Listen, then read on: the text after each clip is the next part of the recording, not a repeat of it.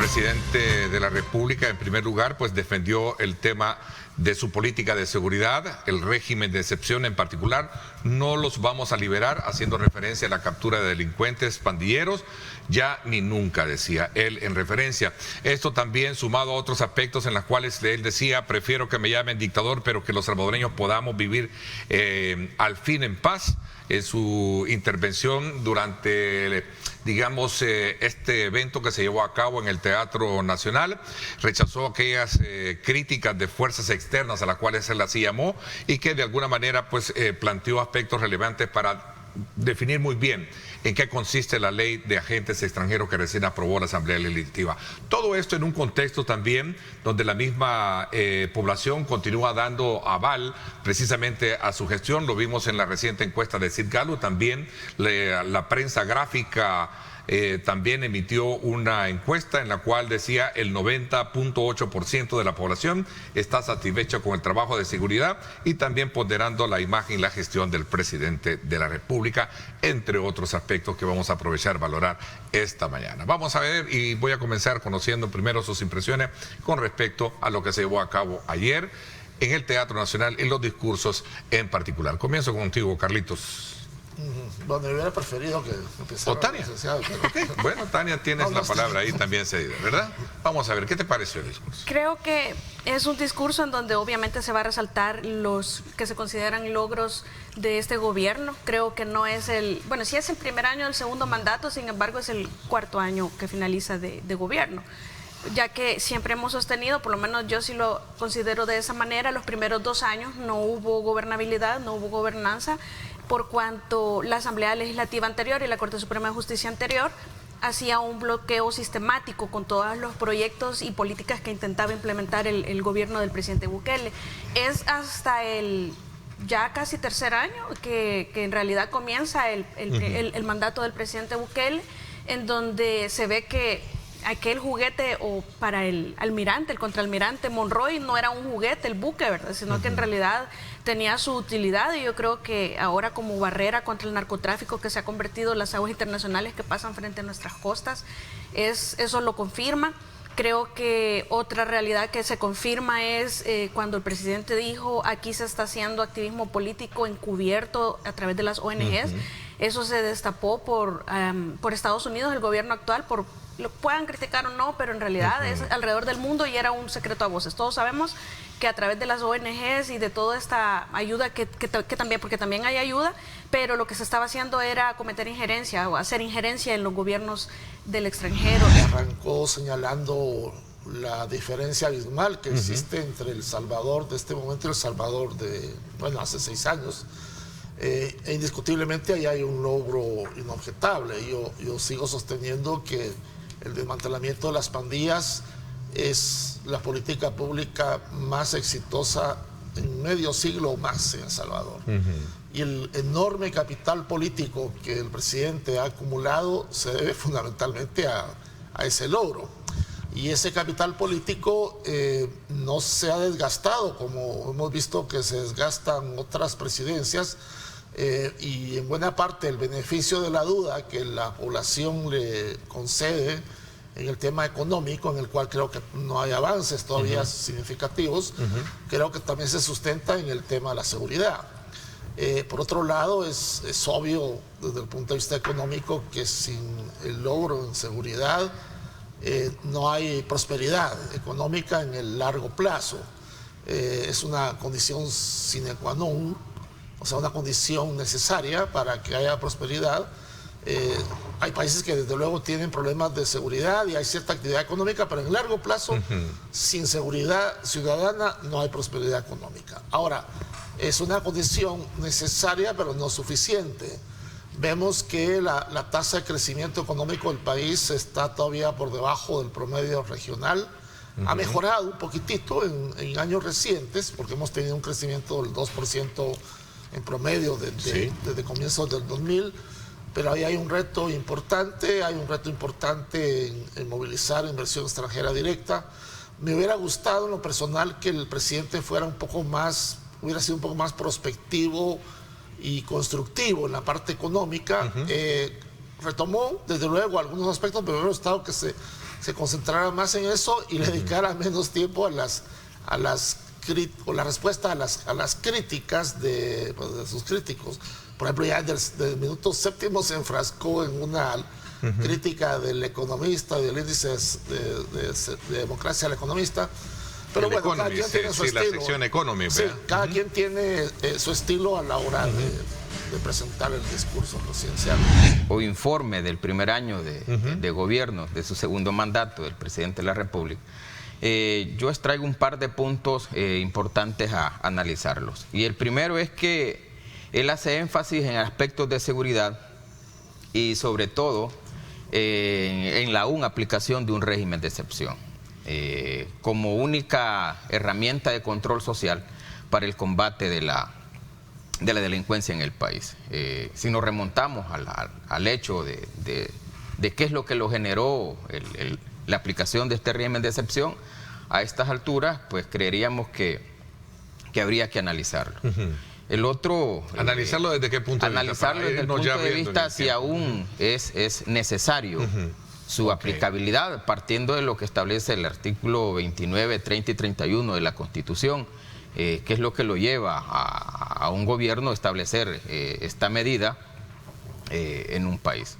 Habría que analizarla si aún esa situación aún persiste, aún existe, entendiendo de que si el principal problema que este país tenía para un despegue en su desarrollo, que era la delincuencia y que no le permitía en todos sus aspectos desarrollarse, con la aplicación de esta medida, la delincuencia ha disminuido, es decir, se tenía una situación de un fenómeno criminal establecido por las pandillas como crimen organizado, que es que el que controlaba prácticamente la situación en el país, esta ya disminuyó porque con la aplicación de esta medida se ha controlado un porcentaje muy considerable al accionar de las pandillas. Hay que analizarlo. Segundo, aun y cuando el porcentaje que reflejan de satisfacción la población en algunas encuestas, como la prensa gráfica lo decía, si la justificación del gobierno en su momento para la aplicación fue que había un índice delincuencial exagerado de homicidios en el país, que las maras se habían convertido en crimen organizado, controlaban el país, y ya desapareció y por eso fue que se aplicó. Habría que analizarlo si aún sigue vigente, si aún sigue, si ese fenómeno existe, aún persiste con la aplicación de esta medida, y si ya se controló según lo que se sabe a través de las fuentes oficiales, que ha disminuido, y que no lo vamos a negar que sí ha disminuido.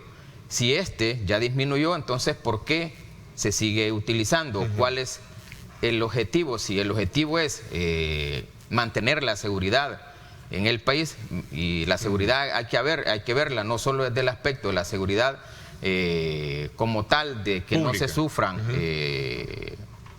homicidios, que no hayan asaltos, robos, extorsiones, secuestros, pero habría que ver el otro tipo de seguridad. El país tiene seguridad jurídica, si hay libertades tal como están establecidas en la Constitución, especialmente la libertad de expresión. Todo ese tipo de análisis hay que hacerlos respecto a ello. Otro punto que llama la atención es que yo esperaba en el discurso del día de ayer que se diera un informe respecto a cuáles son las situaciones o cuáles van a ser aquellas medidas económicas a aplicar para que el país empiece un cambio en su desarrollo, ya que el principal problema, que era la delincuencia, ya desapareció. ¿Cuáles van a ser aquellas medidas específicas respecto a la economía para que éste empiece a despegar? Segundo, a analizar también que más que justificar o decir cuál ha sido los proyectos y cuáles van a ser los proyectos que se han hecho y que se van a hacer, cómo se van o cuál va a ser el presupuesto, de dónde se van a tener los ingresos económicos para desarrollarlos, no los tuvimos. Más que todo se tuvo como una queja en decir que todavía estamos o se está pensando que existen poderes que no le permiten o que no le permitieron en su momento poder desarrollar toda su política pública que en su plan de gobierno estableció en su primer mandato. El problema que veo con la ley de agentes extranjeros es que del universo de las ONGs, yo diría que más del 90% hace realmente una labor social. En temas que ya conocemos, ¿verdad? Desarrollo de proyectos comunitarios, introducción de agua potable. El 90% a su criterio más, anda por ese nivel, más, ¿no? Cumpliendo, o más. Entonces, las instituciones, digamos, que tienen un propósito como de desestabilizar, son 10% menos. Entonces, contadas, por decirlo así. Para castigar a esas, le echase el atarrayazo a todo el universo de ONGs. Y además el trabajo de más del 90% de las ONGs es en sectores marginados que no puede atender el Estado. Entonces el Estado más bien debería darle la bienvenida a ese trabajo, de que esas ONG atienden esas necesidades que el Estado no puede atender. Pero el problema es que, bueno, se mete en el mismo saco a todas, y yo creo que debería de tratarse de una manera más quirúrgica, más quirúrgica. Quizás el reglamento va a tener que definirse el parámetro porque sí lo dijo claro ayer, estas ONGs no van a pagar impuestos. Sí, pero por ejemplo yo pienso, una ONG que trabaja en temas de transparencia, eso no le van a eximir del 30% de impuesto. Una ONG que trabaja en concientización de derechos LGTB, ya sabemos los temas que están en la lista negra que les va a clavar el 30%. Entonces, yo creo que eso no debería. Además que lanza una pésima imagen internacional. Ya el Fondo Monetario, cuando salió la primera versión de la ley, en el 2021, se expresó en términos muy críticos de que era una mala señal. ¿Cree que esto no le gusta al Fondo Monetario, esta ley? ¿Sí? Es que no le gusta la 2021. No le gusta en el 21, no le va a gustar esta, ¿no? El problema con las ONG, aquí como dice el doctor, hacen un solo atarrayazo, ponerlas en un mismo costal a todas. Como decía él, hay un número muy elevado, del 90% de las ONG, que hacen un trabajo social, trabajo social de elaboración de proyectos que el gobierno, ya sea a través de las municipalidades o a través del gobierno central, no logran cubrir las necesidades de esas poblaciones que tienen esas necesidades. El problema es que la situación o el punto del presidente es que varias de esas ONG hacen o realizan trabajos o estudios respecto a la forma de gobierno que tiene el país.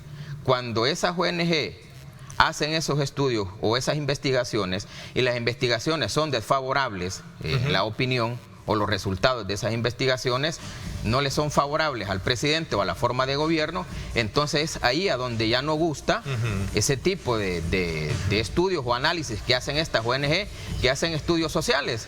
Y estos estudios sociales arrojan que posiblemente la forma de estar gobernando no es la adecuada conforme a los estándares de la democracia, que también habló un poco de aspectos de la democracia, que pareciese ser que el concepto de la democracia es antiguo o ya es obsoleto y que por lo tanto no debe de tomarse en cuenta, ¿no? Y es muy fundamental porque el decreto 38, que es el que da origen a la Constitución de 1983, establece el principio de la democracia, sobre la cual Pero el énfasis de él fue más para destacar y resaltar la importancia que tiene de mantenerla vigente pese a las críticas, incluso donde él decía, no me molesta que me llamen dictador, si aquí todo el mundo decía. Es que ese es el punto. A ver, ¿qué piensa el resto también? El punto es que habría que ver qué es lo que percibe la población cuando se refiere a un dictador, qué es lo que conocen que es un dictador.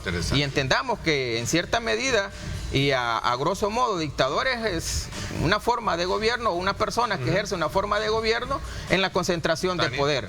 Sí, yo creo que todos entendemos, bueno, no todos, realmente una pequeña burbuja de salvadoreños comprendemos todos estos temas y todos estos conceptos y todos estos derechos y garantías, instituciones que defienden derechos humanos.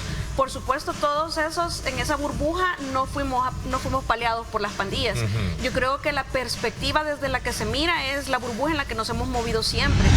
Creo que hay problemas estructurales como bastante específicos de El Salvador. Creo que el modelo económico de El Salvador tiende a autoderrotarse en la medida que hay más crecimiento, porque al haber más crecimiento, la gente tiene más dinero e importa más, y al aumentar las importaciones, eso reduce el PIB tal como se calcula en las cuentas nacionales ahora el PIB y la actividad económica. Si se calculara de otra manera, posiblemente El Salvador tendría tasas de crecimiento más altas. Pero hay un problema estructural, ¿verdad? La economía salvadoreña tiende a autoderrotarse cuando empieza a crecer.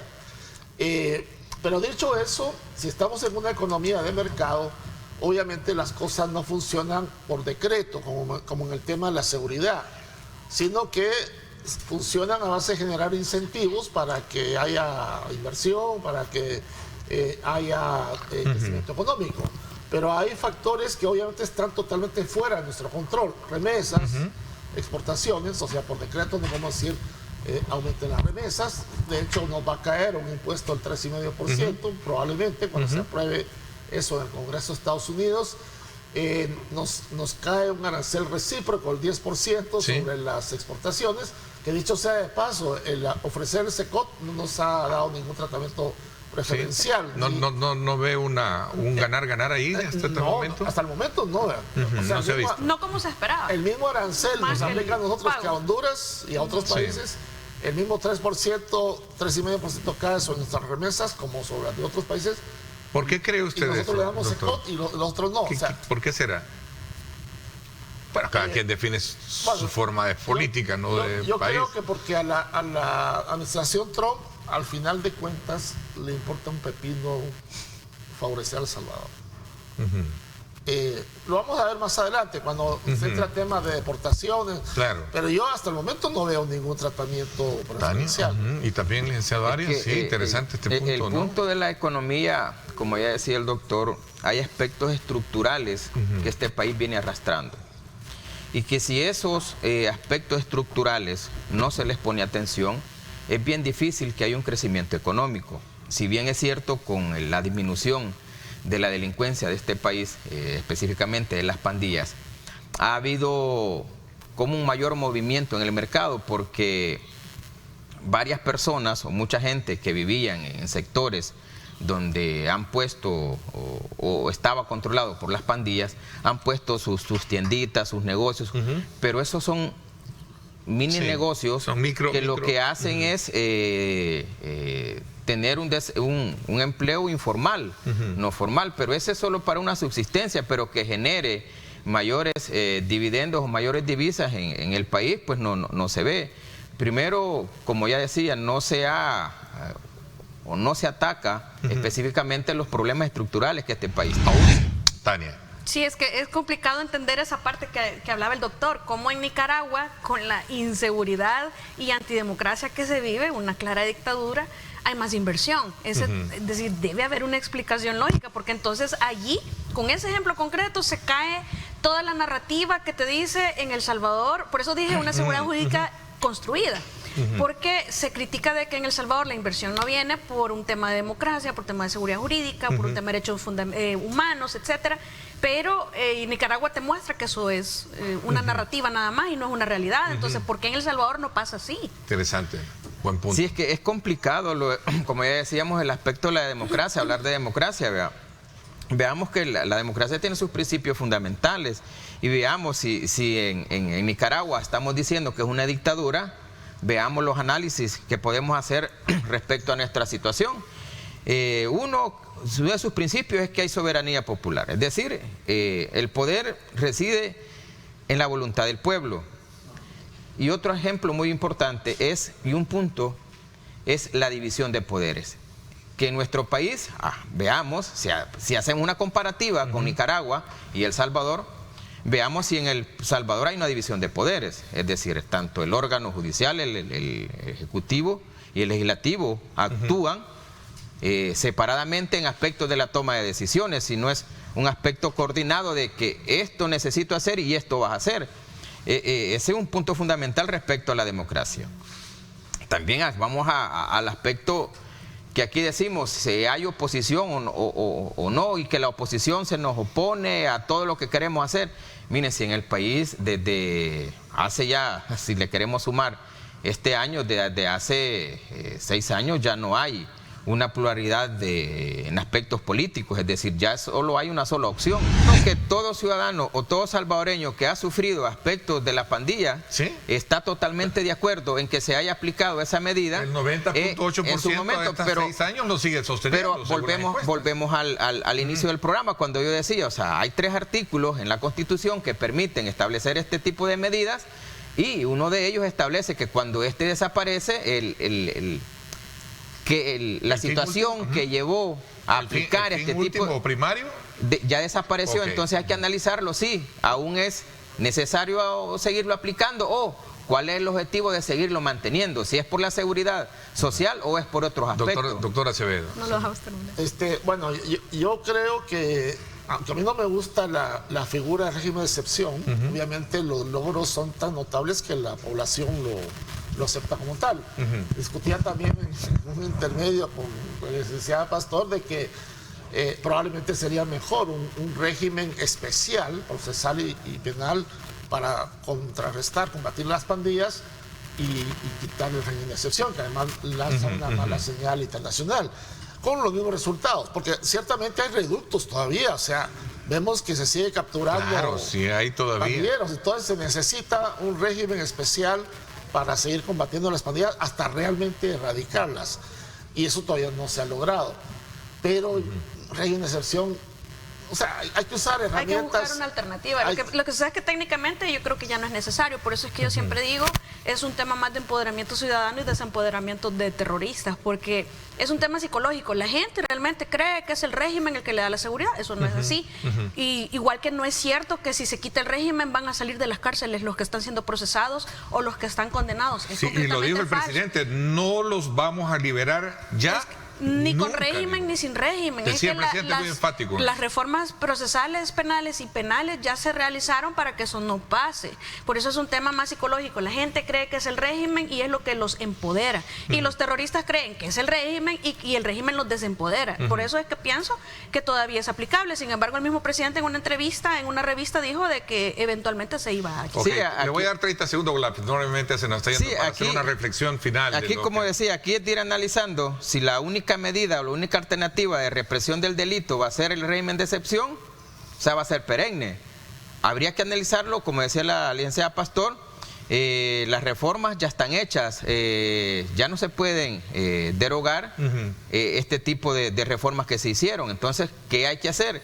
Ver cuál otro tipo de políticas públicas nos es conveniente aplicarlas, que ya no sea un régimen de excepción respecto a el crimen organizado establecido.